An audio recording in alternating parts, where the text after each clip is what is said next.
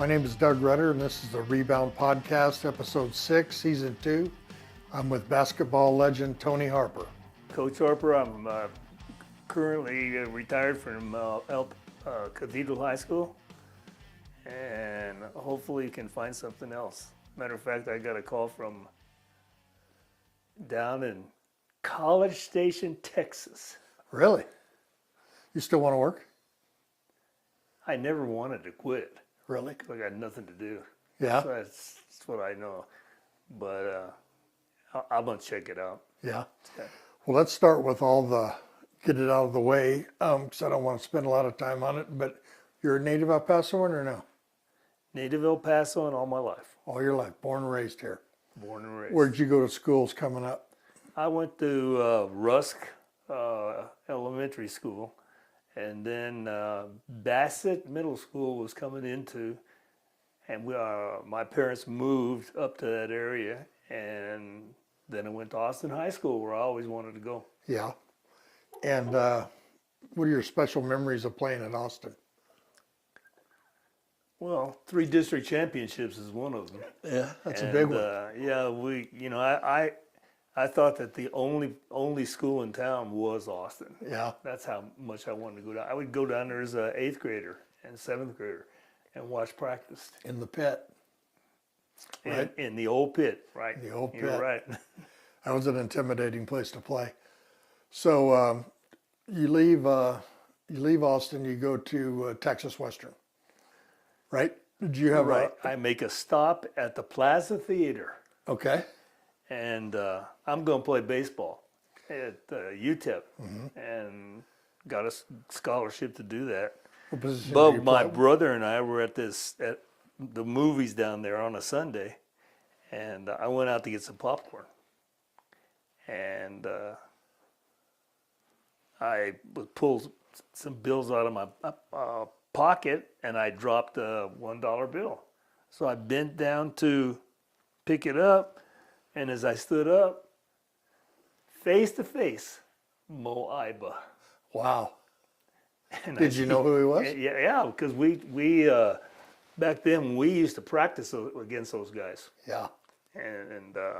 but he said, "What are you doing here?" And I said, "Well, my brother and I are watching some movies out here." He says, "Why aren't you playing basketball?" That's how it all started.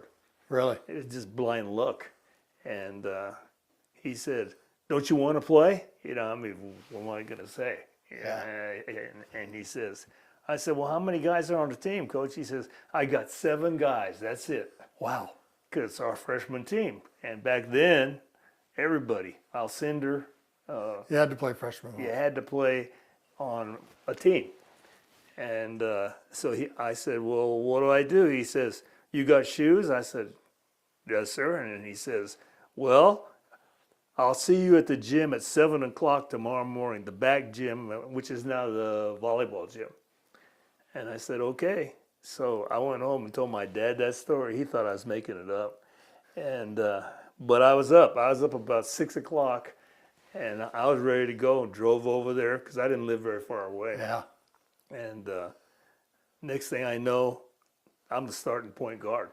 Wow. And not because of talent, because I was able to follow directions, stay out of trouble, not get in the way, stuff like that. Yeah. And I played that whole year, and I had a blast that freshman year. Who all was Because on your team? we had David Lattin, Willie Cager, we had me, we had David Palacio, who played with me in high school Sure. too, and we had who was the other guy we had? We had Bob Jeske, Wow. who was out of Houston, and he had played at a high school there, and then he picked UTEP for whatever reason, and he ended up making a team. Then we had a kid named Dan Kithcart. He was out of Abilene. That was our team. Wow. And How'd y'all do? 22-2. There you go. Who beat you? We lost to this junior college out here in Arizona. Jerry Carrillo's the coach out there. they're pretty good. I mean, he's good every year. Yeah. And we lost a 2-pointer to those guys, and we lost a 2-pointer to Howard County. Wow. And that's it. We That's didn't it, lose huh? anybody else. We played the base team because they had really good players Yeah. back then, and we played them 4 times and beat them. Yeah. Because when you threw the ball inside to the big guy, it didn't ever come out ever. Yeah. He could score. Latin. I mean, Latin. And Cager could get around the basket, and every once in a while he could score, but he was basically, a guy that could do lots of intricate things with the basketball. And of course, we had Willie Worsley, who was really one of the starting guards. He was on your freshman team? He was on the freshman team, and Willie Cager, and those other guys. Wow. That's how I started there. Yeah. So did you guys bounce up the next year at varsity, or did you have to? No, next year I went up, and I was on the team, and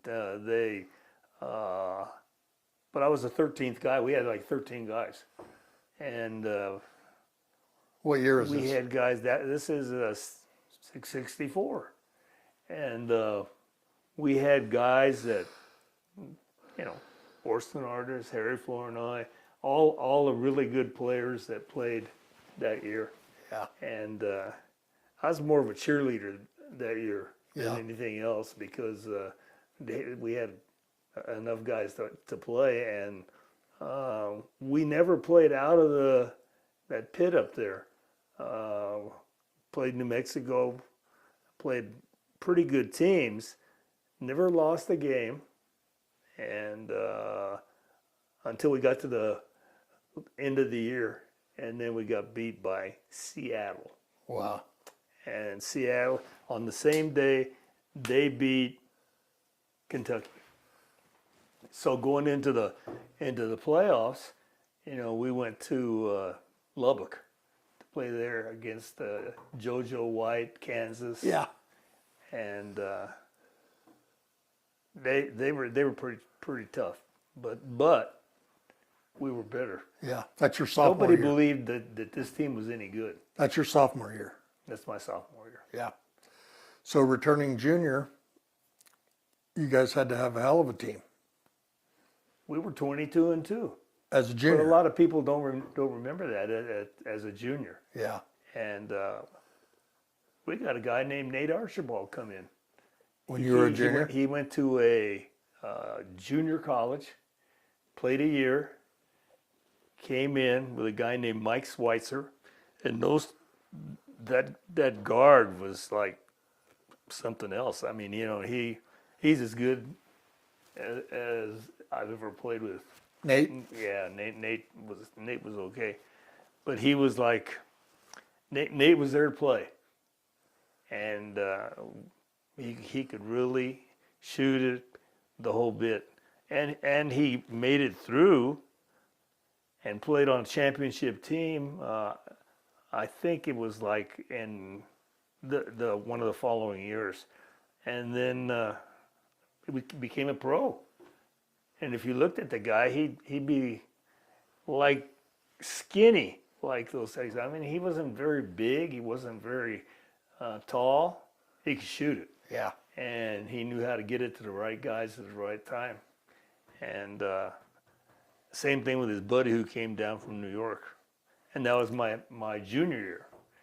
And then came back, and I played baseball. There was 2 years in between. And I thought that was really where I was going to stay, but phone ring one day, and it's Coach Haskins. He says, "What are you doing, Tony?" Here we go again. He's gonna start getting on my ass. I can just tell by the tone of his voice, And I said, "Well, yeah, I'm getting ready to start school." He said, "What do you mean start school?" I said, "Well, I got a job." What do you mean you got a job? He says. And I say, well, I just been hired at Burgess High School, and I'm going to teach science, and I'm going to, try to, be the guy who puts in what we did in college to the high school team. And fortunately, there were enough good players there that were just aching to learn how to play that way, and that's the way it worked out. So he said, "Well, let me tell you what I got," and that was 2 years after they won the national championship, and he, of all guys, was going to leave Haskins. Go to He Detroit. was going to go to Detroit. And Detroit, Didn't he go for one day? Yeah, and it didn't. I said, you know what?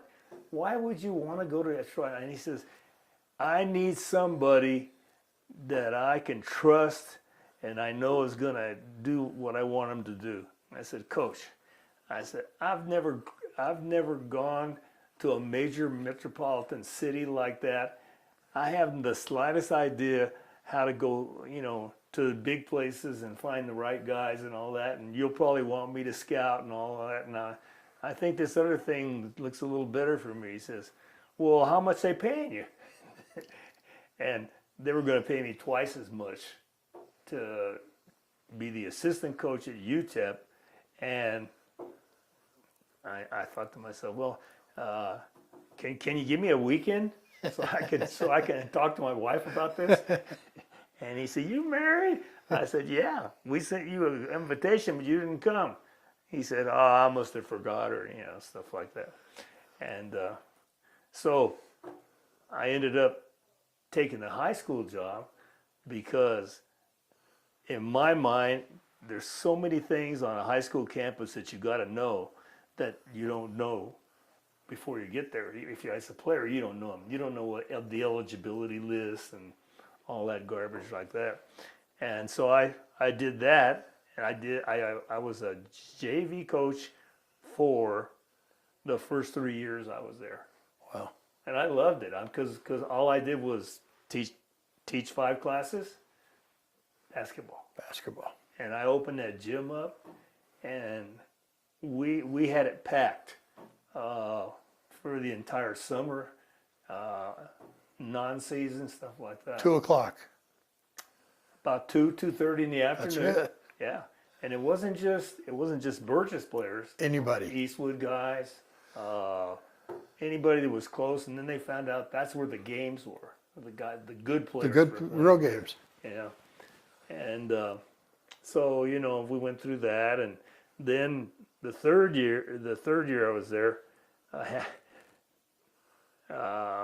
Tom Chavez. I don't know if that name's familiar to anybody, but he was a basketball coach at Jefferson High School, but he became a principal at Burgess High School. Oh wow. And I said, you know what I'm doing? I'm going to go in and I'm going to talk to this guy about this head job, because our main guy was going to be a principal at Bassett. And I don't want to be anything in administration. To me, that's the dark side. That's the dark side. I don't want anything to do with administration. Yeah. So he tells me, well, I think you ought to get the job, but you never can tell. And I said, well, you're right, but I'll talk to the right people. So I go down to the athletic office, to who I think I'm supposed to go to, a guy named Dale Waters, and he was the athletic director of the entire district. I walked in that place. I never got reamed out so bad in my life. Wow. And I never got a word in. I never could say anything. I couldn't ask a question. Wow. And by the time I came down the stairs of this 2-story building, I couldn't hardly breathe. I said, this is what it's going to be like? I said, I don't know if I want to do this. So I went home, you know how I feel. You think you should get the job, but you don't get the job. And the next thing you know, it's over. Next day, go to school. And it just so happened that next day was the day I had to be on duty in the main hall. And I was standing there, basically feeling sorry for myself, because I thought I had earned it. I mean, JV teams had won over 25 games all those two years, and so I'm standing by the pillar at Birch's, and Mr. Chavez comes out, and he says, "What are you doing out here?" I said, "Well, I got duty. I have to guard this hall." And he said, "Where were you yesterday?" "I went down to the gym. I couldn't find you." I said, "Well, I was applying for a job." He said, "What do you mean you're applying for a job?" I said, "I went down to see the AD." He says, "Why?" And that was the day when principals ran the school. The AD didn't run the school, but I didn't know that. I just thought, I need to be in a place where somebody wants me to be there, and it's worth my while. And so I said, I didn't know what to do, Coach. Because I still called him Coach because he was, he coached the Mexican Olympic team, Right. and he knew his stuff because I played against him in high school, and every time we played those guys, it was Austin, Jeff, Austin, Jeff, Austin, Jeff, playoff time. Right. So I said, okay, what do I do? He said, well, let me ask you a question. I said, okay. And he said, don't you want this job? I said, do I want this job? I said, more than anything. And he said, you're hired. Good for you. That's how I got my job. Wow. We're going to take a break there, and we'll be back in just a second to continue with Coach Tony Harper. At Jersey Mike's, they freshly grill your hot subs right in front of you. You can't get that smell anywhere else unless you have one of these. Don't mind me. Take the sizzle to go. Okay. Whoops. I'll pay for those. Here you go, Danny. Time to get these smells home. Grilled right in front of you. It's a Jersey Mike's thing. A sub above. Ah, that's good sizzle. This is Doug Rutter, and we're back on the Rebound podcast with Coach Tony Harper. Now, you're telling those stories, a couple names I didn't hear, and one I've just got a personal interest in, and I played at Eastwood. What is your memory of Bobby Leslie in college? As a college player, I went to watch his teams play a lot because I liked the way they played. And first of all, he had talent. Second of all, he had guys that were willing to play the game the right way. I still remember the guy's dribbling antics. The guy would dribble the ball. I bet it'd be that high off the floor. That's how kind of handles he had, and he could really shoot it too. Yeah. Because I'd watched him play at Memorial Gym a lot, and he was over there at Eastwood while I was still in school, and we eventually ran into each other because I had to play in that district, because back then the districts were realigned differently, just like they're doing now and making all these new districts and stuff. But Tony, it's kind of jumping ahead, but the talent that y'all had at Burgess, talent that we had at Eastwood, that wouldn't happen today because of the way the schools are. I mean, today you're right. The talent is just too spread out, and so one school doesn't have all the talent.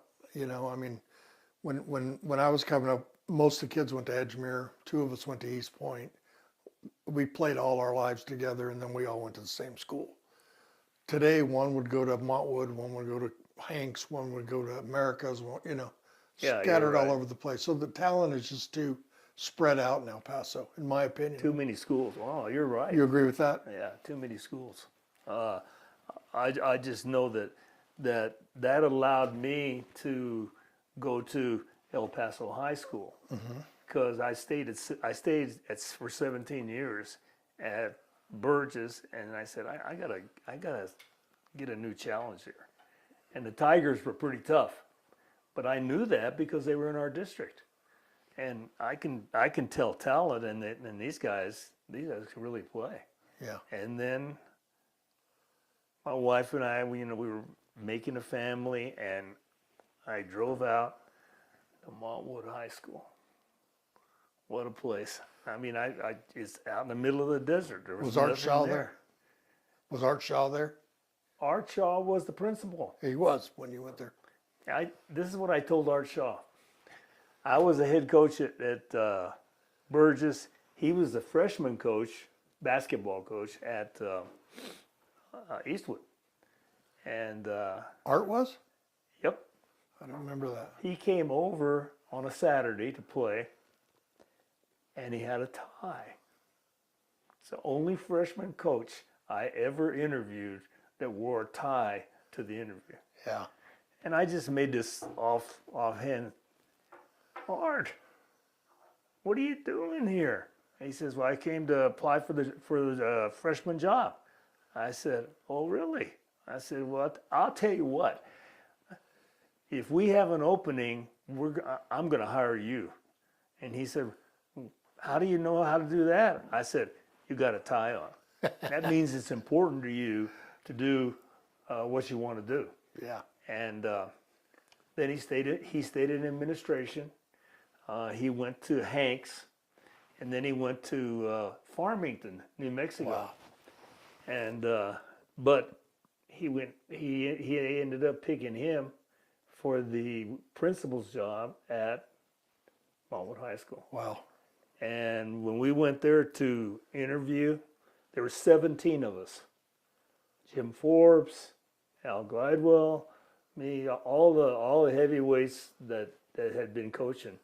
And they had about 13 people around the table.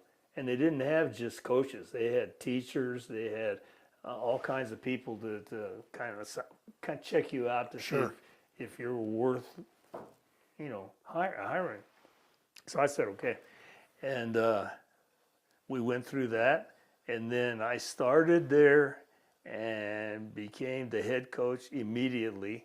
And he told me, this is what I want you to do. I'm going to give you these classes and get this thing going because I think you can do it. I need somebody who can teach, and I need somebody who can coach. And I said, well, I think I'm your guy, and I'm gonna and I want the job bad. And we built a house. But I learned one thing: don't build a house, don't move your family, and don't put it right next to the school because they don't all that stuff doesn't jive together. They're like me. I'm going home at 8:30 every night, because I'm keeping kids in the gym and we're working out and we're doing all this kind of stuff. And but it was like I kind of liked this, but I hated it at first because they didn't have any talent out there. They had nothing. Really? Zilch. Well, you eventually did. We had 3 guys that could play basketball, that could actually catch it, pass it, dribble it, shoot it. That's it. Yeah. But in '97,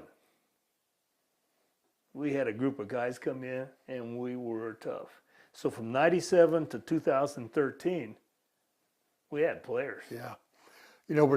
I missed a topic that I wanted to talk to you about was the '66 team. Can I go back just a little bit? Sure.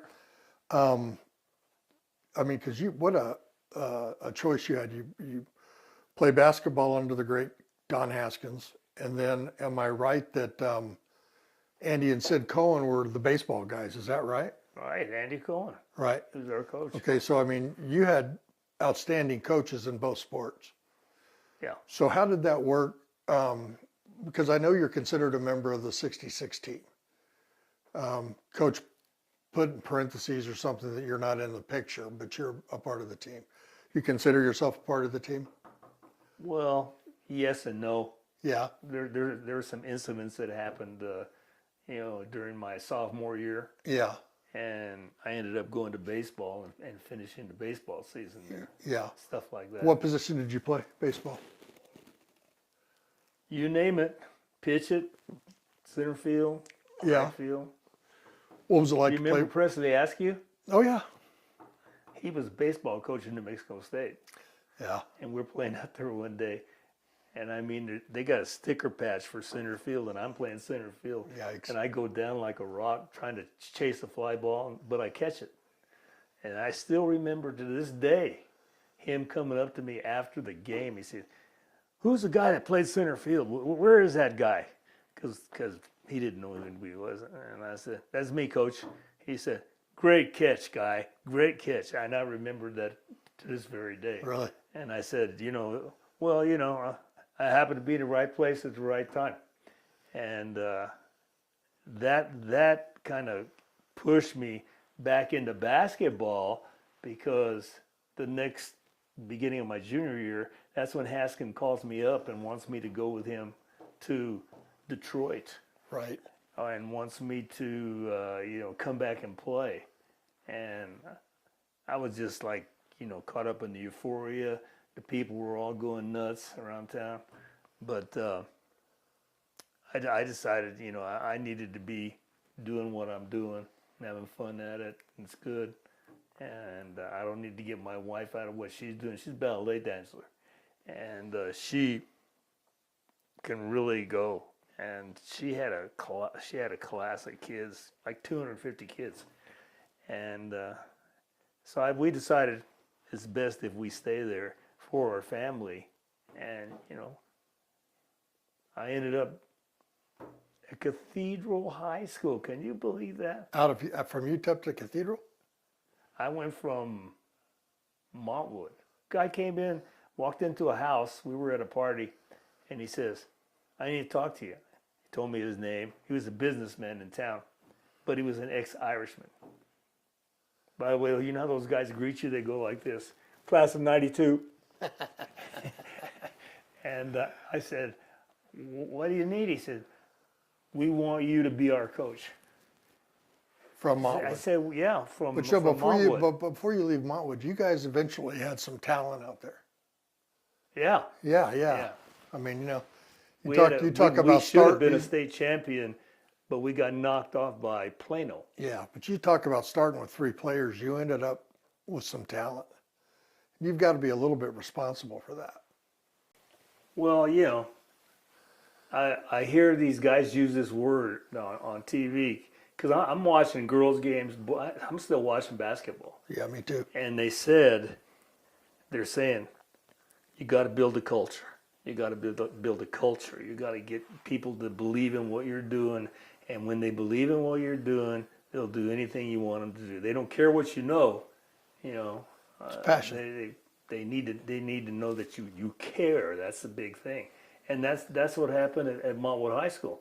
And I really would have stayed out there. The Texas decided, hey, here's what we're going to do. We're going to let people, double dip. I said, wow, finish my career at Montwood High School with these kind of players? And I like that. And then all of a sudden, just like Texas, just like the schools, how they have so many new schools, they say, "Nah, we can't do that." Like what's happening right now. And they're in trouble. The Coral's in deep trouble. Yeah. And I'd never been in the district before, but I said it can't be that much different than, other places. So when I got in there and started doing that, I just, I rolled with the flow. If we had a new principal, I adjusted. Matter of fact, one of our newest principals was Ms. Junie Matthews, who was at Eastwood. Sure. And she says, "Coach, I need to talk to you." And I said, "About what?" And she said, "How come you never come in and talk to me?" I said, "You're Eastwood, I'm Montwood.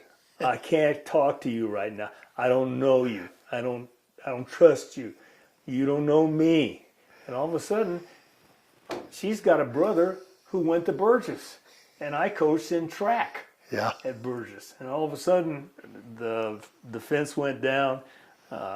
We got together. She became our principal and did a nice job, and I enjoyed staying with her. And then they finally tried to push her out, like all schools do, and that's it. But it's like I wouldn't do it any different if I had to start all over again, because to me the whole thing was, It's just like a cathedral. A lot of people don't understand the cathedral is really a good school academically, but they're also really good in other facets. You know, our swimming team has won like 30 swimming championships, Yeah. stuff like that. But their basketball teams, they're pretty competitive. Yeah, they if are. we get the right guys. Yeah, they are. And you know, so I mean, I needed to be to a new place because I'd been at Montwood for 23 years. Wow. 57 years of coaching. Wow. We'll pick up there in a minute when we get back on the rebound. At Family Medicine of West Texas, we understand that your health is your most important asset. Whether it's routine care, managing chronic conditions, or just a checkup, we're here for you. Our experienced general medicine doctors take the time to listen and provide personalized care, making sure you feel heard and understood. Your well-being is our priority. Schedule an appointment today at Family Medicine of West Texas, where compassionate care meets trusted expertise. Call us at 915-581-6405 to book your appointment today. So when you left Montwood to go to Cathedral. Cathedral's your last stop, right? Right. How many wins did you have when you left Montwood? Do you know? Something tells me you do. Well, I have them listed out, but we had 390 through Montwood, and then through Cathedral, we had about 250. There's about 500 and some odd wins Between those two schools. with all those schools. But like I told everybody who asked that question, I didn't do it because I was trying to get 500 wins. Then it became, well, you got this many, you got this many, you got this many. Hey, you made the Hall of Fame. I said, no, I didn't make the Hall of Fame. The kids I coached made the Hall of Fame. They're the guys that are responsible. And like 2 weeks ago, we had a get-together because they knew I was retiring. And the place was packed from kids from every school who had played for us. Yeah. And they were like just exactly like I wanted them to be. Good. Humble, always polite, that type of kid. Respectful. Trying to make that kind of player the kind of player that is going to be able to do something with his kids. And when they come in, and you know, they had come back many times to play when they come into town from college, and that's the one thing, they do go to college. Yeah. So that's if I have a legacy, it's that those kids, they turned out pretty good, and most of the kids that I coached ended up being that way. And you know, when I started out, I screamed and hollered and yelled and all that stuff like Coach Haskins did, but I started learning how to handle these guys, because you know, you can't do that with every kid. But you're in the 500 range of wins right now. I mean, you kind of double that. I mean, I'd be out there again if I hadn't promised my wife I'd retire. You'd still be doing it? Yeah. Because you've got I mean, I love it so much. It's like a fixation. So you're at 1,119 wins? No, it's 1,500 wins. 1,500 wins. Approximately. Wow, that's a lot of wins. Where do you rank all time in Texas? Sixth. We see the guy from Fort Worth Dunbar's got to be up there, right? Yeah, he's up there. Tasker from Hobbs. But he's got to have an asterisk. Bobby Hurley. He's got to have an asterisk by his Tasker. He's like steroids or something. Yeah. Yeah, he came over there. He got in there. But he's in New Mexico. He's in New Mexico. Yeah. He was in Lovington, New Mexico. Yeah. And then he went to Hobbs. If you go to Hobbs, it says, Hobbs, America. A big sign as you go into town. Ralph Tasker Arena. Yeah. And you've been there, so you know they really take it seriously. And but me, I was thinking, as we got to this number and all that, I just, I didn't want to stop. Like even the last game, last game was against Lydia Patterson. Lydia Patterson is a school in El Paso. That's it. But it's on the schedule. And A lot of kids got playing time. yeah, and they're not really interested in winning, but they're interested in how to win. And they come up and play in my gym. And some of them are pretty good players, but you can tell that they don't get the learning curve is different. Right. And that's the way it is in most schools. Right. Even like the guy at, a lot of people know the guy at Americas, Mike Brooks, went to UTEP. Yep. Mike got 500 wins because he went to Americas when I made him go there. Yeah. I said, I'm tired of you winning all the JV titles. You don't need that. You need to coach better players. And he's coached into the playoffs and whatever. And that's to see a guy get out there and try to do that. I said, you don't have to do what I do. You don't have to. But you know what? Just don't. There's one thing you cannot lose when you coach kids. Do not lose discipline. Make sure you're disciplined with them, but fair. And then do what you want to do. You want to press? Press. You want to play zone all whole game? Do what it takes to win. You'll know because you've been around here. And that we all came from El Paso High. Mm-hmm. That's, when we started that school. Yeah. And now, I don't know if you've seen it. It's beautiful. It's beautiful. They put a lot of work into putting it, just like Eastwood. Have you seen the gym at Eastwood? It's got all of our pictures up there. Oh my God, yeah. It's beautiful. I mean, even at night I go by. It's beautiful. It's lit up nice. It's really nice. Really, really, it should have been done a long time ago. Yeah. Not, No, it's almost 50 years. It's 50 years next year yeah. for us. I was at that game, and I watched that game In Austin? in Austin. Yeah. And I was in the locker room talking to Leslie. Game's over. He's an El Paso guy now, and so am I. We went up, shook hands. Great job. Your guys played better. You just have a better team. Running that stack offense on the baseline and stuff like that. These guys couldn't handle it. Yeah. And it was like fun watching somebody do something that you're kind of doing, not exactly the stuff, but it's like, hey, we get some notoriety for the town. But Leslie was tough as nails. Yeah, Was he always that way? always.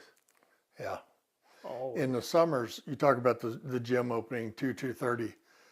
Leslie and Cager would get together, and then they'd get 3 ringers, and that'd be their 5, and they'd run the court. Oh yeah, that sounds like him. Yeah, they'd run the damn court, and somebody might lose their lunch money too. Yeah, that's true. That's true. But he was the right guy for that school. I mean, he wasn't the first guy. Right? No, he But wasn't. you don't need to be the first guy. Yeah, no, he wouldn't. Have you seen or run into Coach Pippin any? Last time I saw Gary, they were trying to fire him Yeah, when he went through that problematic stuff about we like this guy, we like this coach, and, Yep. and he had a bunch of guys there for him, and they had it at the Isleta Center, yeah, and but he plays. We play different games. We play football, pro football, fantasy football, fantasy baseball, and he plays that stuff pretty good. He's pretty good at it. Oh, really? Yeah. Y'all are in the same As a leagues? matter of fact, I saw him at where were we? We were at some function, and he was there, and he's hanging in there. He stayed as long as he possibly could. You know, Tony, he's done more for the championship team than anybody. Coach Leslie didn't go to any assembly or like when they named the gym at UTEP after him, he didn't show up for that. The governor had us down to Austin. I don't remember, for one of our 35th or whatever it was, and he didn't go to that one, but Gary was always there supporting us, and Yeah, I believe we all appreciate it very much. But they did a little documentary about us called March of the Troopers, which Bobby came out for that, which was kind of nice to see him, but he just never participated in anything like that. Yeah, he'd be over at the golf course. Or at the That's dog what track. he'd be. The dog track. Yeah, and the dogs. Yeah. So out of all the kids you've seen in El Paso, who sticks out in your mind as creme de la creme? Well, this kid that played for me at Monwood, I think You had a team, He's man. not only a great person, you'd want to coach this guy every day, because that's how he is, and he brings it every day. And what was last his, time what he was was his in name? Nevada with Steve Alford, because that's who he played for, What's his name? Roman Martinez. There you go. And he was always in a basketball camp that I had. And I used to tell him stuff like, you look good in green and blue. And he'd be like 6 years old, stuff like that, and we're just doing that to, try to get kids to go to camp and all that kind of stuff. But he walks in as a freshman. He's 6'7" as a freshman. Good God. And I'm looking at him, and I said, nah, I can't be this guy. But it was. They paid tuition, which I didn't know you could do. I didn't either. You pay at that time, which is about 2005. You, if you had a relative who taught or was an administrator at the school, then all you had to do was pay money. $50 it was then. That's what it was. Wow, you got lucky. Big time. but I never recruited the guy in terms of, telling him that he needed to play. But a lot of guys were. So they think that's how he got to Montwood High School. Right. But he played on a team called the Razorbacks. And all the Razorbacks came to Montwood. Is that a traveling team? Yeah, kind of. Yeah. And the local guys and plays and all these tournaments and all that kind of Yeah. stuff. But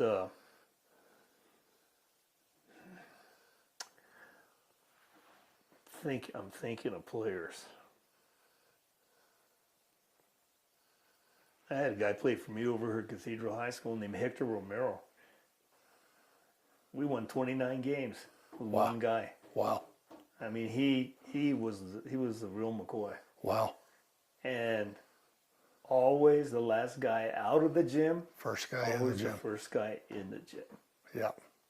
And just a coach's dream. Yeah. But the thing is, a lot of these guys believe in the culture now, Right. because they win, Right. and it's like they have a buildup of what does it take to do this, Yeah. and then if we're not playing good, which happens, we find a way to get out of it. Got we to. find a way to teach these kids, hey, we got to win. We got to. You're not here just to play. But if you learn that, then it's going to carry with you your whole life. And you know what? Now that you say that, most of the guys that either wrote me or text me or emailed me, whatever, that's what they say. Yeah. If you hadn't coached me, I wouldn't be the guy I am today. That's I right. mean, and that to me, that's like saying thanks, coach. Yeah. Because that's all they got to say. Sure. They don't need to do anything else. Because I Sure. know they're going to come back. Sure. But it makes it tolerable to start with, because you've got new guys coming in to a new school, and once you get them going, they just say, well, this is the way we're supposed to do it. Yeah. So we're going to take a break, and when we come back, I want to talk to you about my favorite topic, the NIL and the transfer portal in college. Don't let this tax season get the best of you. Let Tax Matters provide you the help you need with your financials. We provide total financial services to individuals, business owners, executives, and independent professionals. Utilizing our services, Tax Matters will work with you to optimize your business and minimize your taxes. We'll work to provide you and your business with the tools and resources you need to build a solid tax and business foundation. If you want financial help that's affordable, experienced, and friendly, call Tax Matters today for a free initial consultation. I'm Doug Rutter. Welcome back to the Rebound podcast. I'm with Coach Tony Harper. So we're going to talk about the transfer portal and the NIL. What are your thoughts? Well, for the quote non-talented player, I think the portal's great because it gives them a place to play. Right. But it isn't for everybody. And the guys, like you can see on TV right now, like Caleb Love, the guy just came to my head, playing for Arizona now. He didn't play for Arizona. He played for North Carolina. Right. So they go, they don't like it, they want to go someplace else, and they're allowing them to do it because it's a parent. The parents are the ones that got these guys thinking that way because they make them play the whole year round. Right. And I just think you don't need to play the whole year round. I think you need to put in some time to work on your game, your shot, your handles, the way things are done. And because that's the way we always used to do it. Because I didn't know that you couldn't play during the summer. Right. When I first started out, and we just used to go to gyms. Like Kenny and I would go to Coronado, any place we could find a place to play. Sure. And it didn't make a difference if our kids went or it was just us two or one or whatever. That to me is what the portal allows guys to do. Now I'm not a fan of it because if there was a portal, I'd never make it. Yeah. Guys jumping. I played with you and Kenny and a kid named Wegleitner. Tim Wigleitner. 25 years ago down at St. Clements. I guess Kenny had the key. And we would get together on Wednesday nights or something like that for a while, and we all played. And Wegleitner could shoot the lights out of it, but yeah. Wigleitner was a Minnesota guy. Yeah. His dad came down, job change. He had a 6'7" brother. He had who went to Cathedral. He had a 6'6" brother who went to Cathedral. Were they ballers? I didn't get any of these guys. And he himself was he just wanted to play every day. I mean he was first guy in the gym. Yeah. He just loved playing. Loved to shoot. Good God. And he was good at it. Beautiful shot. Beautiful shot. So what about the money in college sports? The Manning kid's got an NIL of $18 million and he hadn't played a game yet. Yeah, it's hard to take. A lot of guys put a lot of work into it to try to get better at a craft. Yeah. And it may not be pro, but I talk a lot about that to the kids that I coach because they're not going to be pro players. Yeah. They can't think that way. Even if somebody in their family tells them that they're going to try to play in the NBA, because that's how they start out. And then you start talking to them. And what I do to the parents, I talk to the parents about it too, because they're the ones that think it's okay. And of course, if a guy gets there, like this kid Martinez, he went to Spain, he went to Mexico, he played for a couple of teams in Mexico. That's okay, because kids don't realize there are those kinds of situations out there where they can play. But I'm not really into the guys that, okay, we know these guys, like three or four guys I can think of that play on the same team. They don't play on the same team in college. Right. They play on the same team, when Off they season. have to.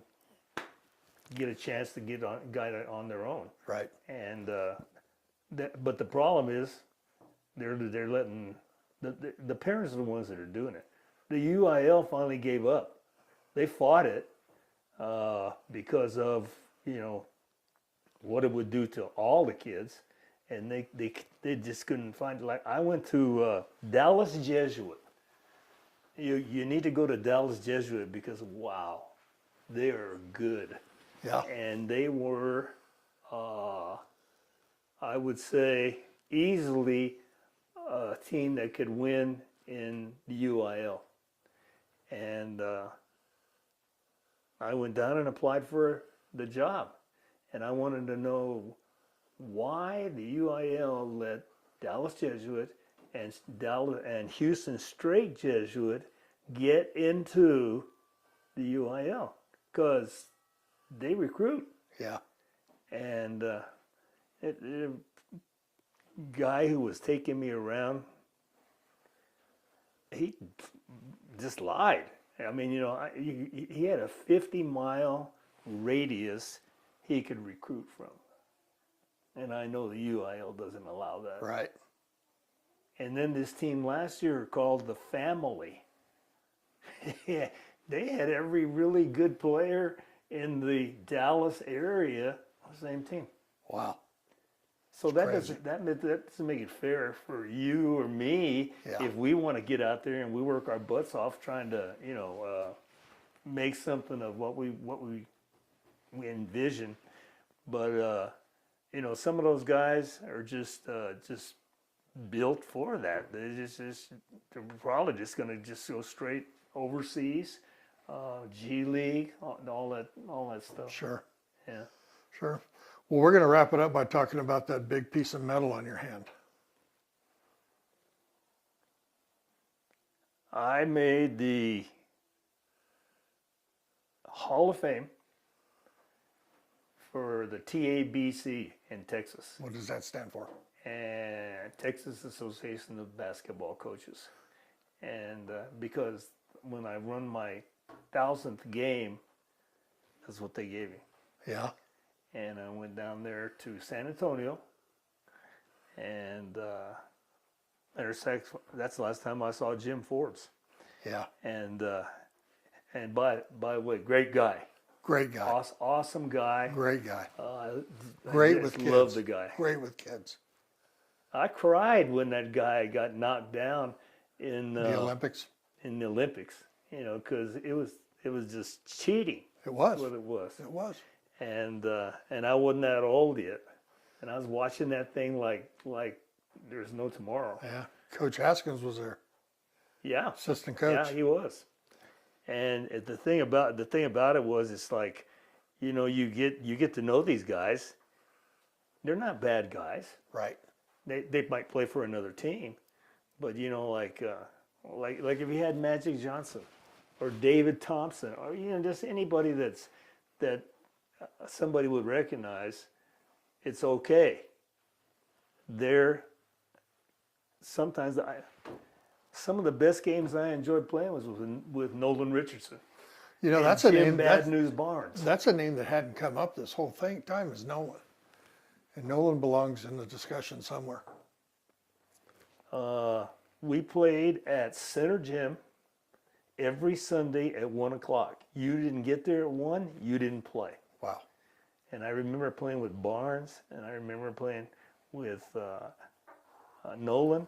The reason I got to play was they needed another guy. Yeah. And I could shoot it pretty good when I was young, and I loved playing with these guys because they would give the ball up. They'd figure out how to get you the ball. Is Barnes the best to ever come out of El Paso? He's the best I've seen. Yeah. And Nolan's right there. Because Yeah. Nolan taught himself how to play. He just didn't, because he went everywhere. I went in the gym one time. I said, "Why are you up here?"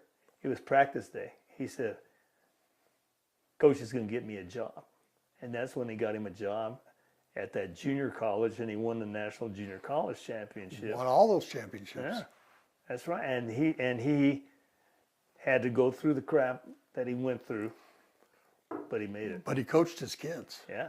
And when he came back, I still remember him coming back and getting the buoy job again, Yeah. the second time.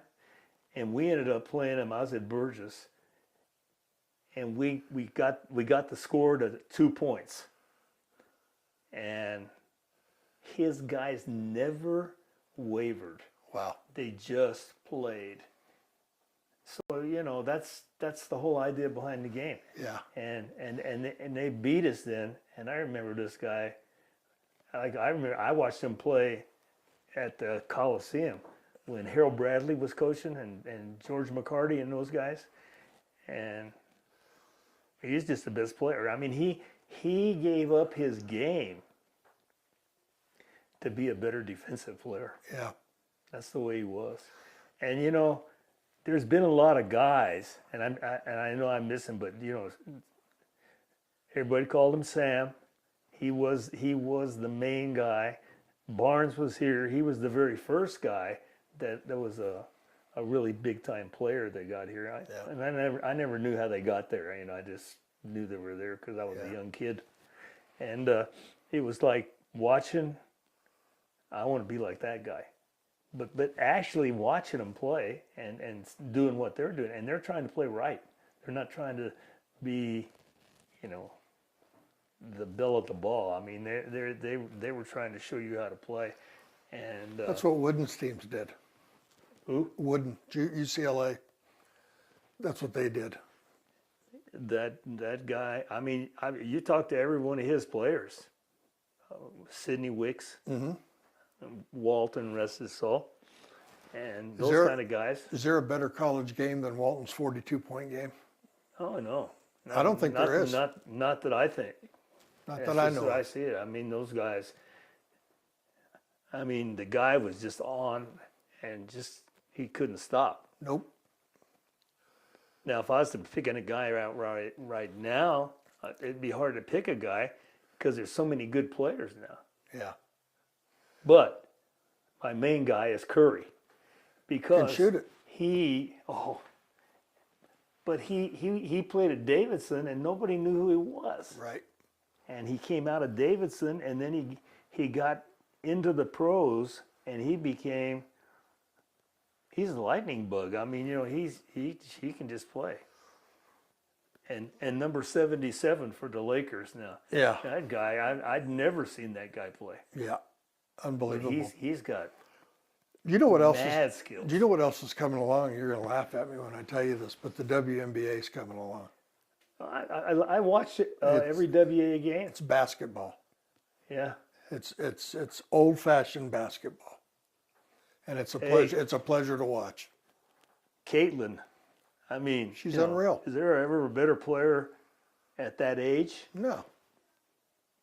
Yeah, she's outrageous. I even got my wife watching her.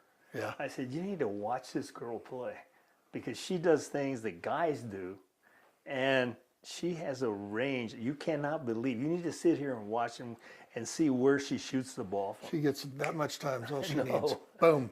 Yeah, Yeah. you're right. Yeah. And you know, who was I watching last night? Well, it was LSU, but they weren't playing at the top of their game. But Mississippi State and the game has gotten so much better that the girls that play it have gotten better. Yeah, they are. And the girls that are coaching it are figuring out how to coach. You know what? I'm like me. If there's a place to go to where somebody's going to speak, I'm going. Because they're going to say something that I don't know. Sure. And if you ever get to the point where you don't know, you don't need to do it anymore. You gotta listen to people who know what's going on and watch. Like free throw shooting. I learned to free throw shoot. I didn't learn in high school. I didn't even learn in college. I learned at a camp. And the guy took 35 minutes to go over it. But the stuff he said, I never heard before. Yeah. And that's what a lot of kids don't understand anymore. I went to Haskins camp when I was a kid, And I learned What that, team did they put you on? I don't remember, but I learned that when I shot, I was milking the cow with my other hand. I'll never forget hearing that and milking the cow and understanding it and then getting the stroke. It's a whole Yeah. different deal. Well, Coach, it's been a blast. We could sit here and talk all afternoon, You're right. but they're telling me to cut it off. So we're done. Hey, I appreciate it, man. I It was a great time. appreciate you, listening to my I could listen all day. gibbity-gock.